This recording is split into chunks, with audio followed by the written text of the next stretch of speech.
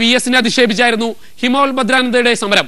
കൈകാര്യം ചെയ്യാൻ ഡിവൈഎഫ്ഐ പ്രവർത്തകരെത്തിയതോടെ തോക്കസ്വാമിയെ പോലീസുകാർ രക്ഷപ്പെടുത്തുകയായിരുന്നു.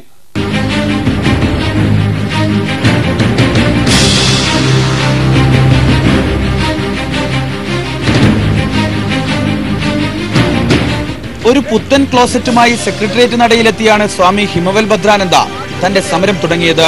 ഒരു പ്രശ്നം നടന്ന പ്രശ്നത്തിന് ചുറ്റും VS പ്രതിഷേധം വെച്ചു. എന്നിട്ട് പ്രശ്നത്തിന് ഒരു പരിഹാരം കൊടുക്കില്ല. ഇതാണ് ഇവിടുത്തെ പ്രതിപക്ഷ നേതാവിന്റെ ഏക റോൾ. അതുകൊണ്ട് ഈ VS-ന് ഇന്നതൊട്ട് യൂത്തും കേരളത്തിലെ ആൾക്കാരും പറയുന്ന പേര് ക്ലോസറ്റിന്റെ പേര് മാറ്റിയിട്ട് VS-നെ മോശമാക്കിയുള്ള സ്വാമിയുടെ സമരം കണ്ട് സെക്രട്ടേറിയറ്റ് മാർച്ചിനെത്തിയ ഡിവൈഎഫ്ഐ പ്രവർത്തകർ പ്രകോപിതരായി. ഇതിന് ഉടൻ തന്നെ സ്വാമിയുടെ മറുപ്രകോപനം.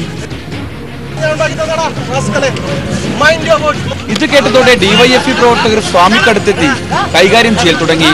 പിന്നെ കണ്ട കാഴ്ചത ഇങ്ങനെ.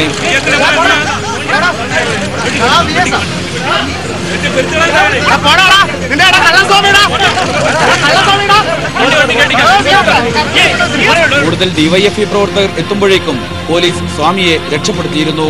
റിപ്പോർട്ടർ, തിരുവനന്തപുരം.